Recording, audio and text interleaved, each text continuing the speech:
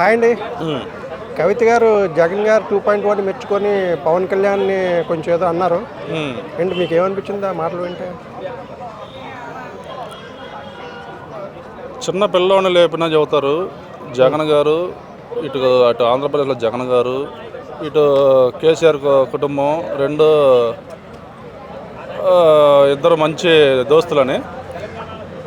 అందుకనే ఈ దోస్తులనిద్దరిని మొన్న 2024 ఎన్నికల్లో ప్రజలు మాకు అవసరం లేదయ్యా మీ పరిపాలన అని ప్రజలు దరివారు.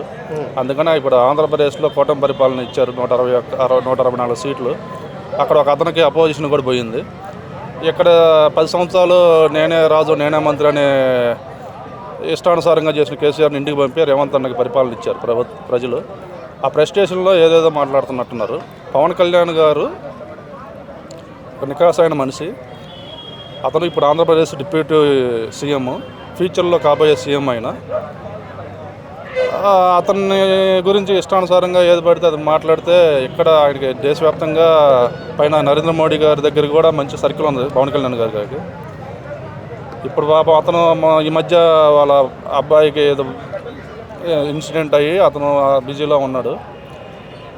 ఇలాంటి వాళ్ళు అందరూ మాట్లాడే అన్నీ పవన్ కళ్యాణ్ గారు పట్టించుకోవాల్సిన అవసరం లేదు. ఎందుకంటే అతను ఆంధ్రప్రదేశ్ని ఇప్పుడు అతను ఒక పార్టీ అధ్యక్షుడిగా, జనసేన అధ్యక్షుడిగా ఒకవైపు ప్రజలకి మంచి చేయాలని, అతను డిప్యూటీ సీఎంగా అతనికి ఇచ్చిన బాధ్యతలు నెరవేర్చాలని అతను పనిలో అతను ఉన్నాడు. ఇలాంటి వాళ్ళు మాట్లాడినా అది వీళ్ళకి మైనస్. ఎందుకంటే ఇప్పుడు ఆల్రెడీ అక్కడ డిసైడ్ అయ్యారు. ఇంకో 20 సంవత్సరాల కూటమి ప్రభుత్వమే. ఇక్కడ కూడా డిసైడ్ అయ్యారు కేసీఆర్ గారు మళ్ళీ అధికారంలోకి వచ్చేదేం లేదు.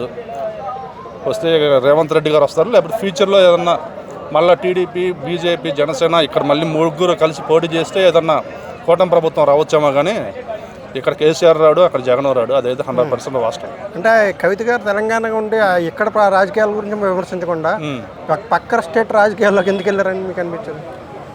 ఇప్పుడు అందరి దృష్టి ఏంటంటే ఇప్పుడు పవన్ కళ్యాణ్ గారి మీద పడ్డారు వీళ్ళంతా.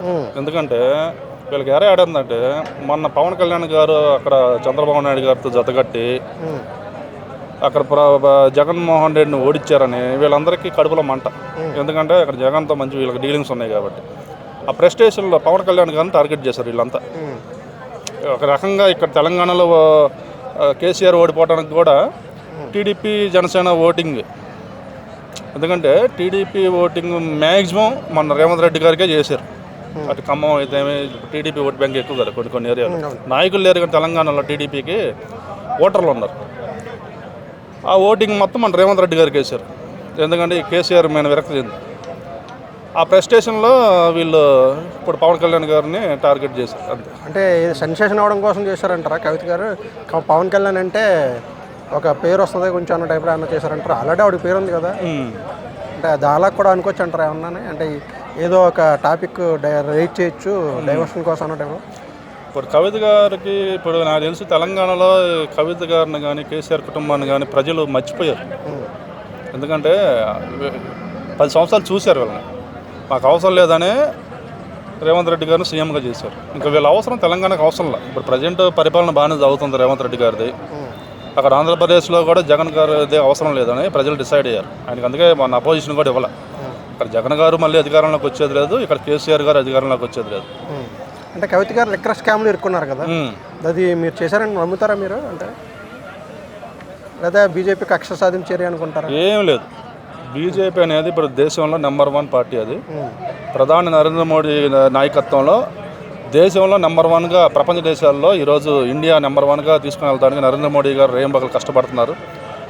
ఆయన ప్రధానమంత్రిగా నాకు తెలిసి ఆయన ఉన్నంతకాలం ఆయన శాశ్వత ప్రధాని అని మేము డిసైడ్ అవుతున్నాం. నరేంద్ర మోడీ గారు ఒకటే, తప్పు చేస్తే ఎవరిని వదిలిపెట్టరు. తప్పు చేసింది కాబట్టి ఇరుక్కుంది అంతే. అంటే నిజమే అంటారు? నిజం కాబట్టి ఇరుక్కుంది. దాంట్లో ఏం కక్షపూర్తి లేదు, ఏం లేదు. ఇప్పుడు ఢిల్లీ చూశారు కదా, కేజ్రీవాల్ సీఎంగా ఇంకో అడుగు పెట్టడానికి వీల్లేదు. అలాంటిది ఎంత వ్యతిరేకత వచ్చిన కేజ్రీవాల్ మీద మన బీజేపీకి గవర్నమెంట్ వచ్చింది కదా. అలాగే ఇప్పుడు ప్రతి రాష్ట్రంలో బీజేపీ గవర్నమెంట్ కావాలని ప్రజలు ఆశతో ఉన్నారు. నరేంద్ర మోడీ గారి పాలన బాగుంది. కూటమి ప్రభుత్వం రాబోయే రోజుల్లో దేశం మొత్తం కూటమి ప్రభుత్వమే ఉంటుంది. Okay, thank you.